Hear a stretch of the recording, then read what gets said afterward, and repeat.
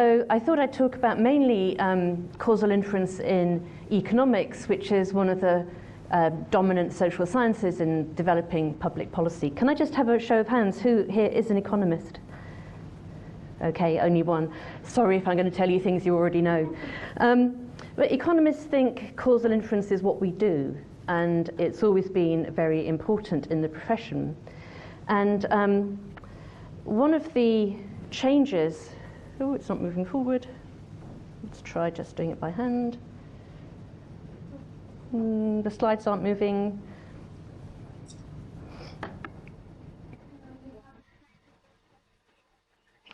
So there's a switch on the side. I think it's on.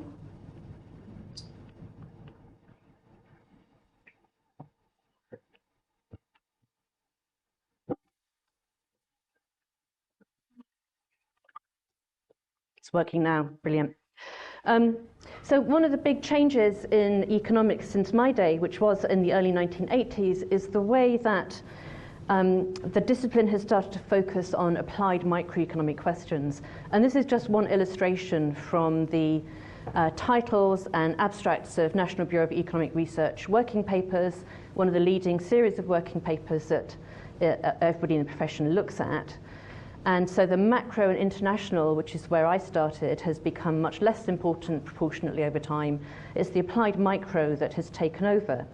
And that's questions in development, but also pensions and aging, education, health, welfare, and so on. So all of these social policy questions that economists have turned their attention to and their tools to as well.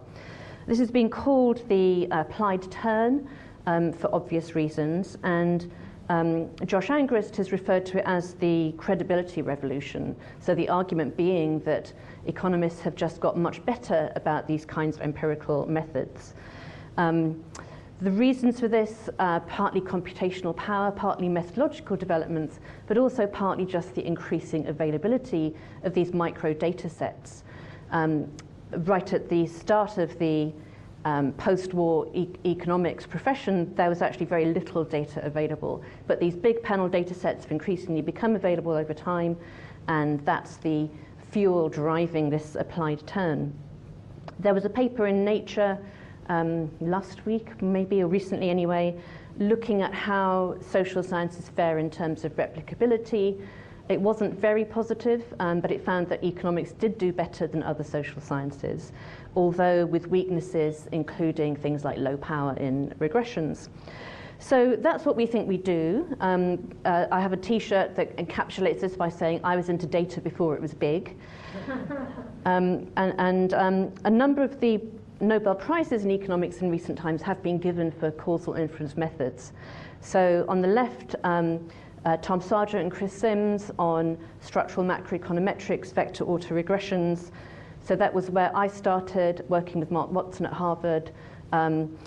We already used 2SLS and instrumental variables, although in those days it was a timeshare computer and largely you had to do your own coding in Fortran because there were not many packages. But then increasingly looking at Grange causality, vector autoregression, and so on. Along then came randomized control trials in the context of development economics, Esther Duflo, Abhijit Banerjee, and Michael Kramer, where these were very much linked to behavioral economics and the idea that you could use interventions to nudge people into behaving in ways that would deliver better outcomes for them. More recently, the focus on the whole applied micro toolkit and natural experiments. David Carr, Josh Angrist, and Guido Imbens shared that Nobel Prize. And so that's the sort of difference in difference and regression discontinuity toolkit that economists now use. And so that now gives us a sort of suite of different causal inference tools that have become pretty standard in economics. And most economists would say that's what they do. There are people who do theory, but mostly it's applied work, and mostly it's applied micro work. Now that's great for policy because that's the kind of thing that policymakers are interested in. And so the influence of economists on policy, which has been large anyway for many decades, has only increased over time, with this claim that we can show what works in the catchphrase or what the empirical evidence is, and potentially make some causal claims for it. But what are we trying to model? DAGs have made an entry into economics as well, and so in the top right-hand corner of this slide, you've got a kind of classic setup where we're looking here at the impact of an intervention which is going to university on somebody's income. We're looking at what's the causal setup here. It's parental income, parental education, which affects family income, and also directly affects the decision. And it's also background factors, which might be genetics, or it might be spatial aspects of where somebody is. And so in the applied micro contexts, you can think about these kinds of tools as a very useful way of having a causal structure and figuring out how consequently to set up your regressions. The trouble is, that's not all of macroeconomics. And as soon as you step outside these quite well-defined micro contexts, it becomes much harder. The image on the left is the Phillips machine, which I'm sure you've all heard about. It's the one in the economics faculty here. And it shows, it's a mechanical representation of the circular flow of income in the economy. So it's a physical manifestation of Keynes's economic theory, and it's all about the feedback loops. And that's as true for any level of aggregation if you're thinking about an economic system. So on the bottom right, we've got a supply side version showing the way that everything causes everything. And so these feedback loops are really making it a very different kind of causal setup than the applied micro one, which is what most economists are now doing. And of course, it's much harder. So if you think about why is it hard, well, obviously, most of the data we have is historical and observational. It's worse than that. If you're talking about aggregate data, it's highly correlated and it's highly autocorrelated. It's sparse. It's nothing like big data. And what's more, it's constructed in a way that reflects an underlying theory. And so macroeconomic data is not natural observational data in the sense that measuring physical reactions in the human body or in the natural environment might be. These are constructed data to reflect a certain theory. So that's already getting much more complicated than the applied term kinds of contexts. RCTs were incredibly popular for a while, but have increasingly been challenged in economics. This is a link to one of the papers. Angus Deaton, who is himself an econometrician, and Nancy Cartwright, a philosopher of methodology, have a number of papers on this. One of their points is that you can estimate average treatment effects, but not very precisely.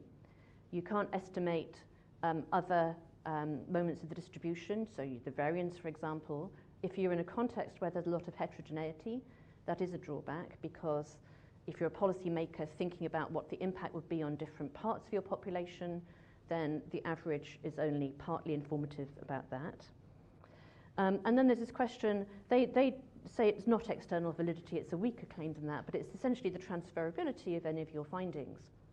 So if you think back to the development economics randomized control trials, which won the Nobel Prize, they would be something like giving parents a free bag of lentils would encourage them to take their kids to school every day in a particular village in India. That's not going to work for getting kids to school in Liverpool. And so this is true more broadly, but the advocates of RCTs overclaimed for the extent to which those findings could be transferred. I think this is a bigger problem in social science contexts and policy contexts, but it's what Deaton and Cartwright refer to as magical thinking about the extent to which you can use RCTs. I recently read a very interesting popular book called Proof by Adam Kucharski, and the whole last chapter is about the extent to which RCTs have been the subject of magical thinking in other contexts as well, particularly medicine. So it was quite interesting to hear Jacob mention that before the break. So as I said, there are these feedback loops everywhere. That makes it very complicated. And the feedback loops are partly because when you do an intervention in the context of the economy or social policy, the things to which you're doing the intervention react, which is really annoying. I mean, they react with agency, and they might decide to react in the ways that you anticipated because you thought about the economic incentives, or they might react in a very obstreperous way and do something that you didn't expect. They might try to game the intervention that you have introduced, and they interact with each other as well. Social influence is very powerful, and so once there's a certain threshold passed in terms of people acting in a certain way, a lot of other people will follow suit. Then there are the well-known issues, Goodhart's law, when you target something as a policymaker, because of this tendency of agents to game the system, the target then becomes a useless control mechanism. And there are lots of examples of this in the literature on new public management. This is the literature about using targets to get public servants to deliver more efficiently the things for which they're responsible. So it's things like hospital waiting times, ambulance response times, school scores, achievements of pupils in schools, and so on. And not surprisingly, if you set an 8-minute target for ambulance response time, ambulances get there in less than 8 minutes. But what you really care about is the effect on the health of patients and triaging that correctly. And it might be the case that some patients will be absolutely fine waiting for 12 minutes for their ambulance. And so it's very similar to the alignment problem in AI and machine learning. But loads of examples about targeting policy interventions that fail.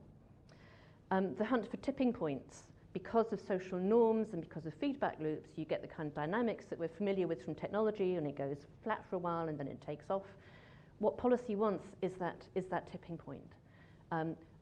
What's the smallest amount of money you can spend as a government to get the biggest policy response, and trying to identify those dynamics is really tricky, but it's the kind of holy grail in thinking about policies. And then finally, the Lucas critique, which is that the structure changes over time because decisions and behavior are not invariant to policy change.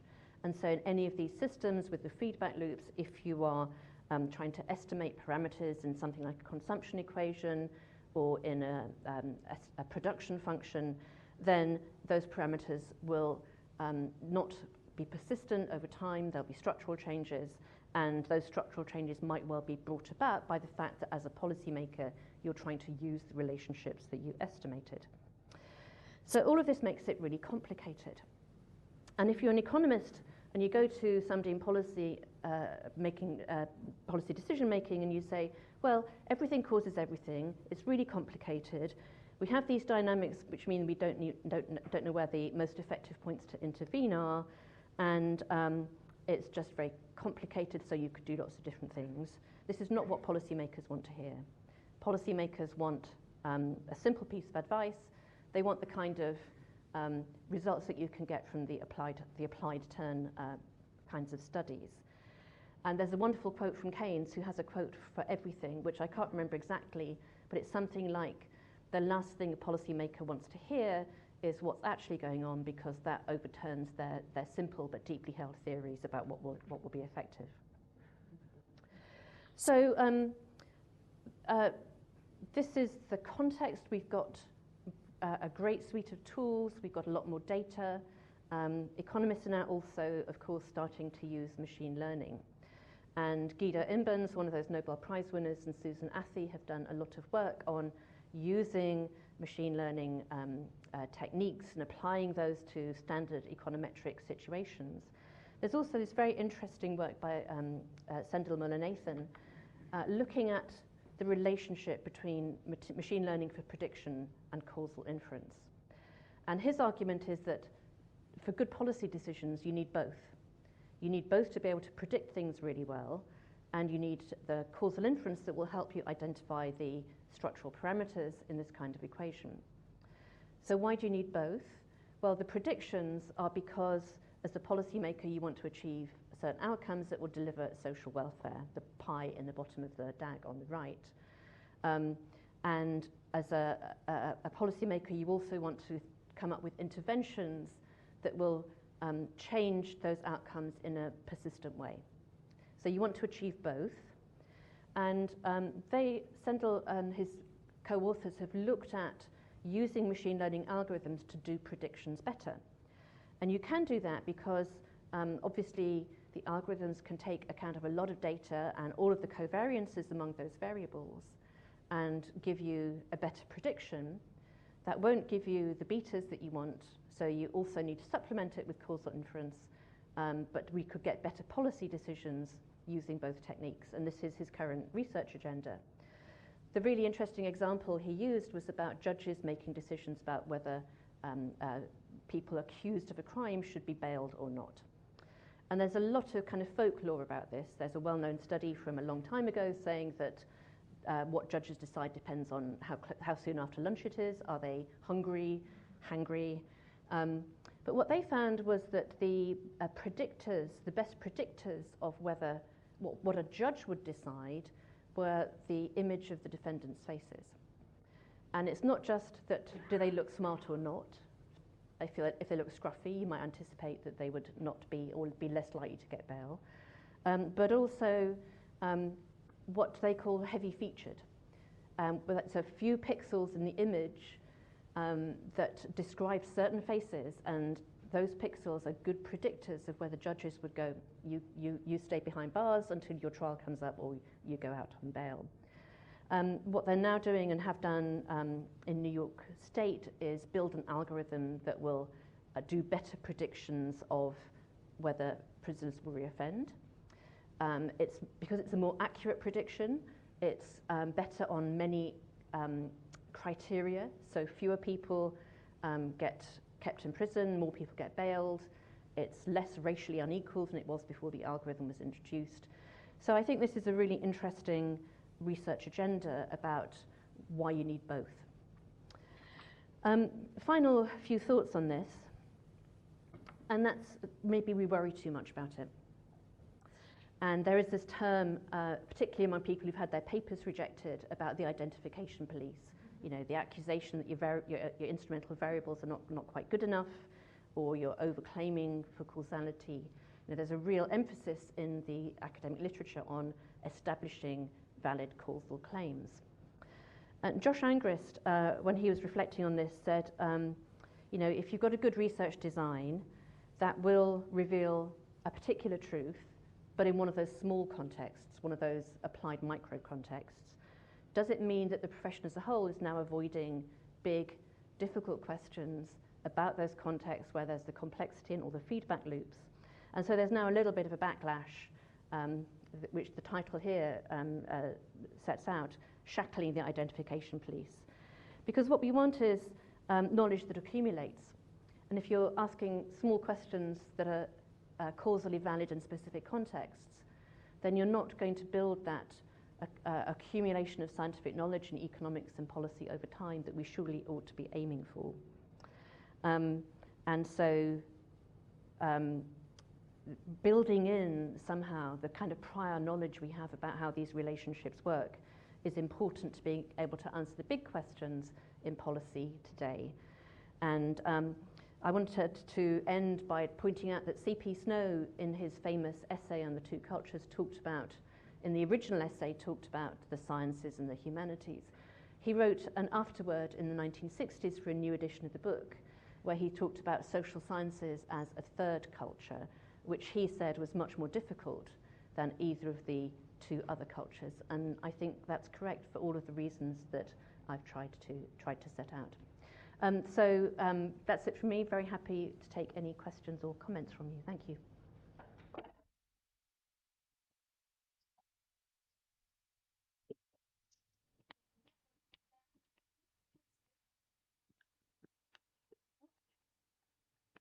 Thank you for that. It seems like a lot of the assumptions you normally make in causal inference aren't valid. For example, like feedback loops and so forth. How do you kind of live with that? How do you get around that? Well, you've got to live with it because that's how it is. And so I would think about it as having an assemblage of different kinds of evidence. And one thing that I've become much keener on as I do more of this is actually qualitative work. Because there are often variables that won't have occurred to researchers that people say are important. One example of this was a project we did a few years ago looking at people in poverty who were claiming financial welfare benefits and asking what affected their well-being. And we brought to it all of the empirical happiness research, well-being research, which gives us a list of variables that matter, including income. And what the people in the study said back was it's the lack of agency. You become somebody who's not got the power to determine your own future when you're caught in that system. Now, as an economist, I would never have thought of that.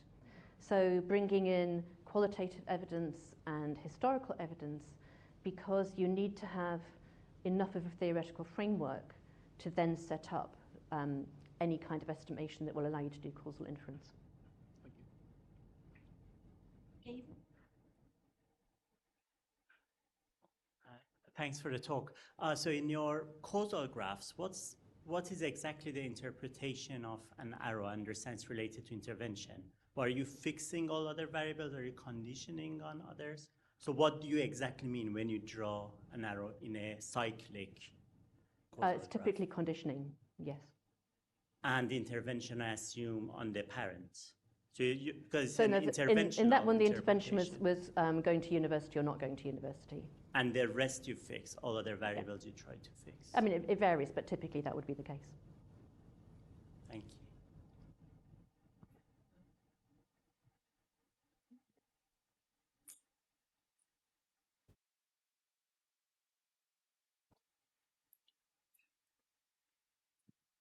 Thank you, Diane, for the really thought-provoking talk. I had a question about this last bit of the criticism of the identification police. So I understand the concern here. And so I guess my question is, so these questions of more fundamental importance, which may involve feedback and other things you mentioned, do you think would you say they're still causal?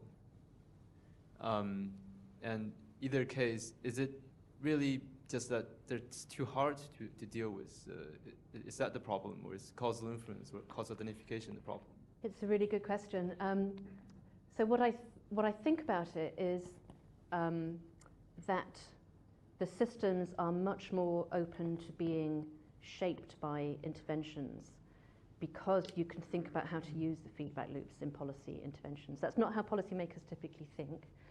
But if you, for example, consider the way that economic activity agglomerates in certain places, you can lean into that as a policymaker by lining up all your policies and constructing a narrative about Birmingham is going to grow much faster in future because it's already got a lot of economic activity. We are going to augment that with new transport links or new investments, and that then aligns the expectations of people who are operating in the system. Birmingham's going to grow, this is a good place to invest. And so you start to bring about, in an endogenous way, the outcomes that you want. There's a little bit of work on this.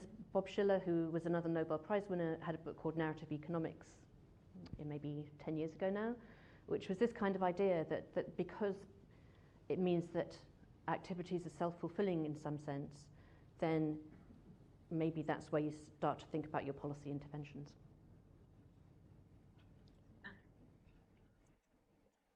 Thank you. I'm just thinking about the parallel, I guess, with how we build policy evidence using RCT data, where meta-analyses really inform NICE guidelines, for example. And I'm just wondering whether, is there scope for thinking about lots of causal inference literature and building meta-analyses across those as a way of dealing with the identification problem, where you still can bite off small questions which are causally appropriate, and then meta-analyses across those? I think that's a good point. I think what we should be aiming for is finding a way to build on prior knowledge that comes from different kinds of sources, and so a meta-analysis is exactly a construction of all of the relevant prior knowledge. The thing that I'm never clear about is, when is it close enough that you would include it? So it's that point about transferability. And you have to have some theory in mind already to be able to answer that question, I think.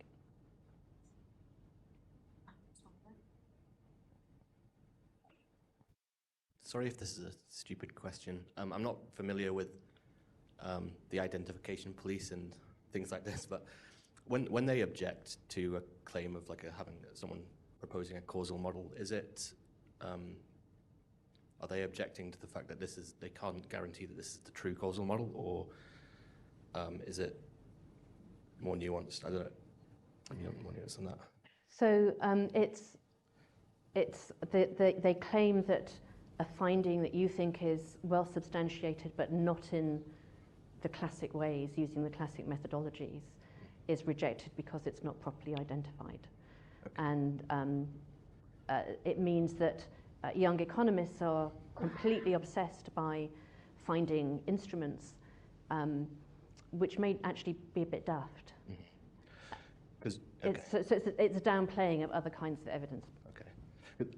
I come from an engineering background, so we're not usually that concerned about, well, if we've determined a model and the model is useful in some way for making predictions or for making decisions, and over time that we see this is consistently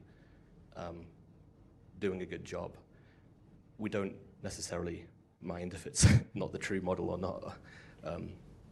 Is there a similar aspect? Yeah, so I mean, in economics you typically use a reduced form, but you would expect that not to be a persistent relationships, because it would be like your machines saying, oh, they've turned this knob up to 10, I don't like that, I'm not going to operate in the same way as I did before. Okay, great, thank you very much. One last question.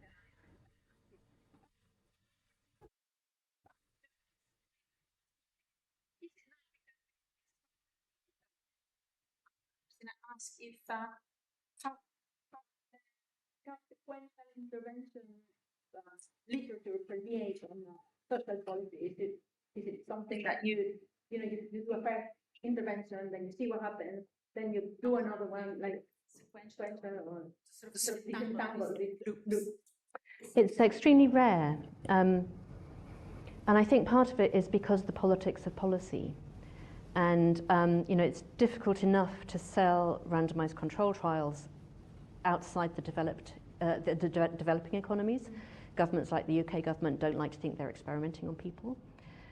They get around it by saying it's a pilot, not an experiment. So the language is important. But this idea that you'll just try things until you find something that works is alien to a political culture that says, this is our view about how the world operates, this is our ideology, we are going to restore grammar schools no matter what. And that's that idea that you can constantly change, although policies do constantly change, is not